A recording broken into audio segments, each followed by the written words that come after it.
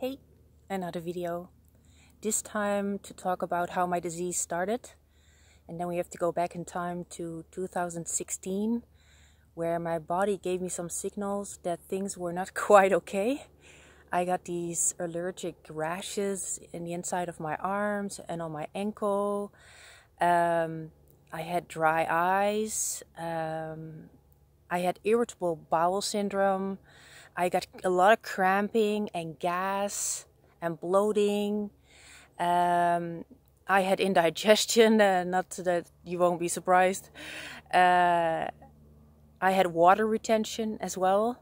It felt like my legs were filled with water. I had cartilage and bone loss, and I actually in that period I broke both of my feet. Well, it's just incredible how easy I broke a bone. I had this one collarbone that I broke. Yeah, I started to be more depressive. And I started to do research, of course, because you think you've got a problem that you can solve. And so for the allergic reactions, I took Benadryl, which makes you also kind of sleepy. So in the beginning, it helped me go to bed and sleep. But yeah, it ended up backfiring on me because it actually made things worse. And so I, with trial and error, tried to find out what I was allergic to. So I eliminated gluten, wheat, rye, barley, spelt, trichitale, bulgur, kamut, oats, dairy, corn, soy, potatoes, couscous, fructose, sucrose, glucose, dextrose, tagatose, carbonic acid carbonation, benzoic acid, stearic acid, tapioca starch, cornstarch, all the MSG, sodium nitrate, sodium benzoate, sodium bisulfate, sodium caseinate, maltodextrin, saccharin, sulfites, paraben, olestra. I think that is one of the medication I took. Sulfur dioxide. So there were so many things that I was, of course, I wanted to do it the natural way. To first, eliminate things out of my diet that I thought were the culprit of everything. And I also wrote down the possible causes, like oxalic acid buildup, because I was only eating fruits and vegetables. So I thought, how is it possible that I'm getting sicker while I'm eating all this good stuff? But then I discovered that oxalic acid can be very toxic to the body, and it is actually found in kale, rapini, Brussels sprouts, spinach, and rhubarb, all of which I was eating at that time. And I also made my own kombucha, and there can be a toxic buildup of arsenic in kombucha, if you know it. Actually, it's not without any risk making your own kombucha. Coffee, spirulina, chlorophyll, wheatgrass, alfalfa, barley grass, and other green powders. I was just taking a bunch of, green smoothies because I thought it was healthy. What causes indigestion was especially anything to do with nuts. So peanuts, chickpeas, flax seeds, sesame seeds, corn, tomatoes, dried fruit, garlic, herbs, ginger, arugula, radishes, hot peppers, onions, artificial sweeteners, which I think is actually the most toxic substance that I took at that time. Because I wanted to sweeten my stuff, but I didn't want to have all the sugar. So I thought that the sweeteners, even the artificial ones, or that I thought the natural ones, like stevia, would be a good alternative. But I'll explain later that it's actually, there's a lot of maltodextrin in those sweeteners, and that is also very toxic. Soy, dairy, gluten, ascorbic acid, magnesium stearate, and other thickeners and additives, what you can also find in pills. I got constipation, so I eliminated for that rice, quinoa, and crackers. I had a lack of sleep, I had a lot of stress because of all the things that were going on in my body. There was no laughter and no music anymore. And when that happens, it's really bad in my life. I had stomach pains, like I said. I thought I was having like a bowel obstruction, a leaky gut syndrome, and water retention. So I told you before that the leaky gut syndrome is at the root cause of all autoimmune diseases. So I was definitely having some of that. I also had venous insufficiency. I had like these veins that popped up all of a sudden. I had brain fog, and that's where my panic attacks started as well. I was feeling worn out with black circles under my eyes. I had itchy, red, dry, irritated skin, and I also had like these little red spots on the inside of my eyelids. I started having a red nose and cheeks and fluid buildup in the sinuses. I had always a runny nose and my ears were soothing. I had these little hard bumps on the inside of my arms. I had eczema on my right ankle, and my nails started to get really brittle. And I only took more and more Benadryl because it made me feel drowsy and less anxious. But of course that didn't solve the problem. I looked into, what could be the cause maybe of this. And I thought maybe a carcinoid syndrome, which is a brain tumor.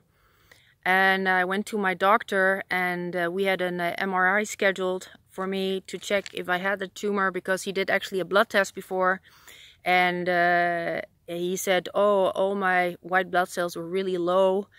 Panic low, actually. The leukocytes, neutrophils, lymphocytes, monocytes, name it. They were all very, very low. I was thinking of a parasite infection. My B12 was out of the roof, which was surprising because I didn't eat any meat. But because of all the supplements I was taking, I think that was also at a toxic level. So I get an MRI scan, and I got a urine test, 24-hour urine test for the 5-HIAA substance. If you've got too much of it in there, then you've got carcinoid syndrome. Can you imagine that I was at a point that I thought I had a brain cancer or a brain tumor, and that I couldn't find any solution to any of my problems, and I was feeling worse and worse.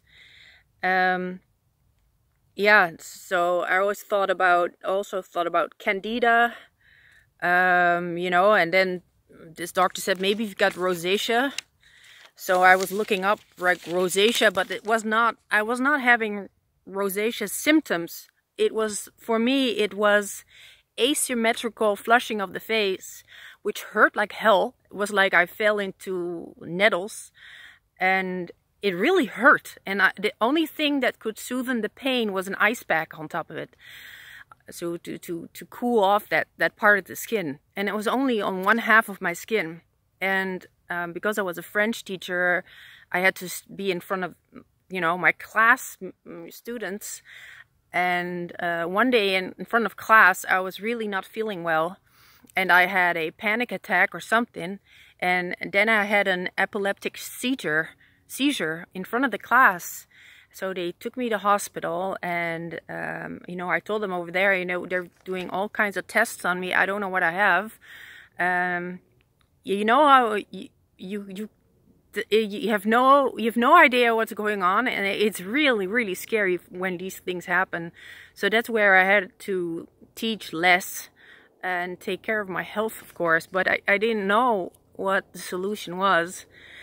And I looked into, internal bleeding into the skin, because that's what I thought with these, I had not only leaky gut, but I had leaky blood vessels. And, I found that it was like an allergic reaction, a blood infection, an autoimmune disorder, medication side effects, what I think could be you know, in my case, because I was taking all these supplements like spirulina, chlorella, slippery elm. I was taking all these things because I thought it would make me healthy. And rosacea is actually linked to SIBO. So I was looking into the natural herbs thing. So I took horse chestnut, because that's supposed to reduce varicose veins. Butcher's broom, which is supposed to reduce swelling. Gotu kola to improve vascular tone. Oregano oil, cayenne, ginger, curcuma.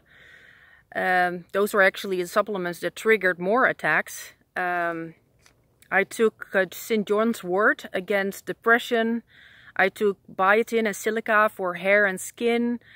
I took L-tyrosine for depression and L-glutamine to heal my leaky gut.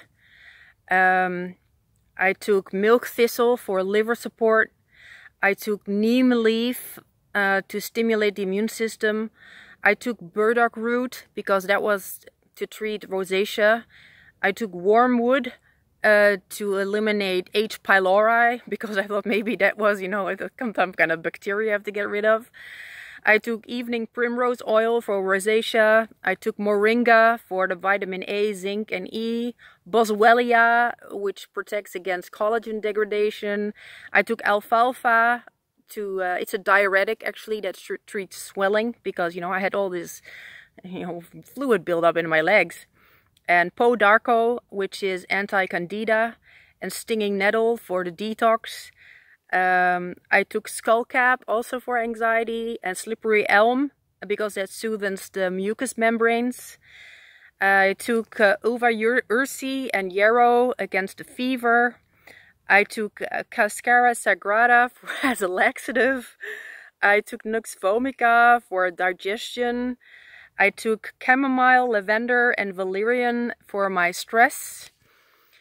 And, you know, of course, you know, the more you add to this whole toxic mix, the worse it gets. So I wrote down, you know, what is the possible causes? What causes the biggest attacks were definitely kombucha, coffee, sweeteners, tea, alcohol, soy, spices, nightshades, chickpeas, citrus fruits, nuts, papaya, strawberries, tomatoes, spinach, dried fruit, corn, gluten, sesame seeds, sunflower seeds, nuts, rhubarb, coconut milk, and of course, kale. I knew kale was really bad because I was trembling right after I ate a salad with raw kale. And I started trembling and getting sweats and being feverish. So I knew something that I ate was really wrong. You know, it's the panic that it sets off all these adrenaline, cortisol reactions in your body where you cannot calm down anymore because everything you eat is setting off a reaction. But if you don't eat, you know you're gonna die. Eventually, you have to eat. So I had this thought maybe it's a histamine intolerance. So I had this histamine intolerance elimination diet, and you know, all the things that I did, you know, it was well intentioned, but you know, the first thing I should have done was fasting. You know, heal the leaky gut first, and after that, you know, you go to plan B. But that was really the first thing that I should have done. But you know, it's one panic attack after another, being disappointed that you thought you had the answer and then that answer is not the answer and just giving you more problems. And then I was out of, you know, I couldn't work anymore. I became too ill, and then you get more depressed and, you know, you spiral downwards really fast. And I couldn't stand any heat anymore. You know, even going to a store where you've got this warm air blowing, you know, it would cause an attack for me. And at home, I would have the thermostat at 15 or 11 degrees. Really, really cold. I couldn't lie down anymore because every time I would lie down, I would have another attack. So I would sleep sitting in front of the air conditioner with an ice pack in my neck. So I was actually wearing gloves to hold the ice packs, and I was sitting in front of the air conditioner. That's no life, really. And I was very suicidal and depressed. And you know, when you hit rock bottom like that, that's where you realize that health is so important. Because without health, you have nothing. Absolutely nothing.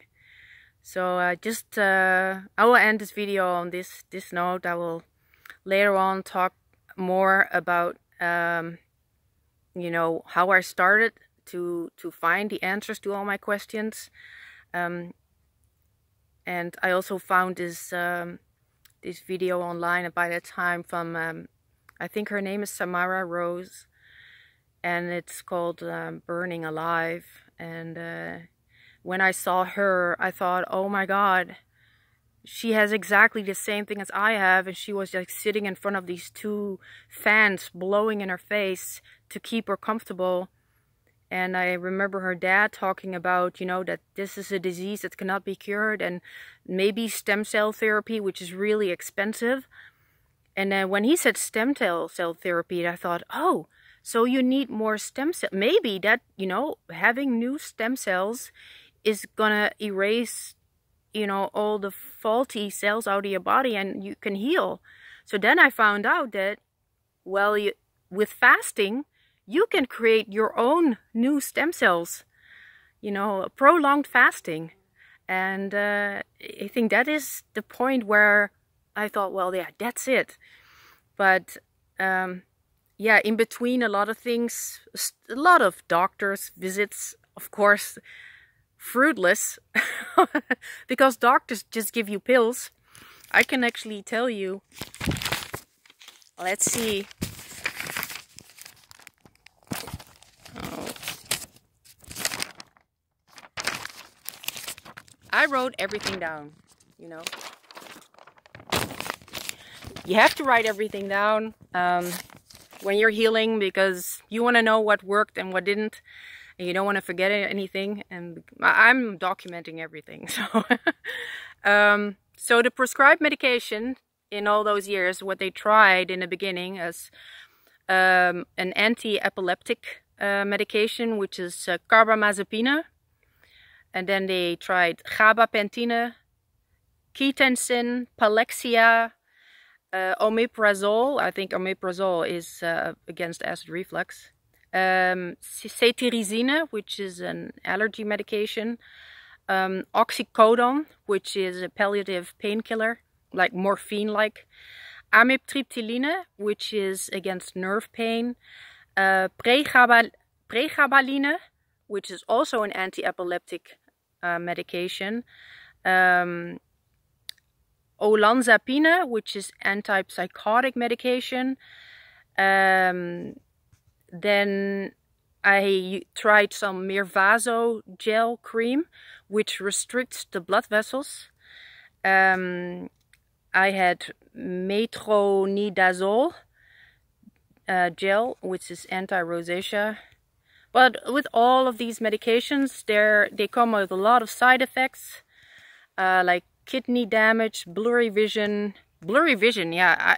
I was having, with all these medication, I had to wear glasses, because then I couldn't see clear anymore. Water retention, depression, dizziness, headaches, water retention, anxiety, concentration problems, bloating, diarrhea, stomach aches, gas, dry mouth, edema, constipation, throw up, difficulty breathing, heart failure, angina pectoris, constipation, low libido, heartburn, easy bruising, apathy, panic attacks, suicidal thoughts, hair loss, muscle aches, drowsiness, weight gain, dry mouth, blurry vision, stomach aches, acid reflux, constipation, gas, rebound effect, blood vessels, that was from that Mirvaso gel, swelling and redness, skin irritation. So all those medication that were actually supposed to help me would actually backfire on me and make things worse. So, you know, with good intentions probably for the pharmaceutical industry, but not for me. So, yeah, you think a medication is working in the beginning, especially the carbamazepine, which I thought it was working. yeah, I had to take more and more and more because my body just didn't react to it anymore. And it had all these weird side effects that made me into a zombie. And yeah, also when the doctor said, okay, we tried all these medication, you know, but we don't have anything else, so we are done with you. Yeah, I got this news from this from this doctor in het Radboud in Nijmegen, and he just said like, well, u bent uitbehandeld. You know, we've finished treating you, and we don't know what the cause is, so goodbye, good luck. Oh my God. You know, first they prescribe you all kinds of medication that cause all kinds of weird side effects, and then they just drop the case and they say, okay, that's all, we have nothing else that we can do for you, so good luck with the rest of your life. Oh my God, that made me think like there has to be something else. And then when I came with that fasting, and I thought, oh my God, this is it. Why didn't anyone tell me that that could be an answer? But I'm glad I did all the research, me doing all the research for myself, because I'm responsible for my own health. It's not that I'm bringing my body to a doctor like a car into a garage and pick it up later on and just continue doing whatever I was doing before with my life, you know. It's doing the same thing and expecting a different outcome. No, that has never worked. So, yeah. When I read this back and all the things, oh my God, I'm thrown back in time, and I know how desperate I was buying all these supplements and all the things that I tried, acupuncture, the chiropractic, everything, and coming back disappointed each time, you know. I wanted to give up on myself, but I'm glad I didn't. I'm glad I didn't. I'm so proud of myself that I got this far, and I'm confident that I will heal myself completely. Otherwise, I wouldn't have started this YouTube channel, really, because that's the same as with my book. I thought, you know, why bother writing a book if I'm not sure if I'm going to heal or not? You know, what's the message in my book? Like, oh, you know, I tried everything, but I'm still sick. No. This is, you know, I tried everything, and this is what works for me, and you might want to try this as well, because it can save lives. So that's my video of today. So wish you a nice evening, and till the next video. Bye-bye. Oh yeah, I'm gonna fast next week. So yeah, I will make that will be in my next video, I guess. We'll do my, you know, how much I weigh and stuff, and how I feel, and for how long I'm going, and, you know, maybe talk about my last fast, how that went, and then maybe compare it with this one. But I'll keep you updated. Okay. Bye-bye.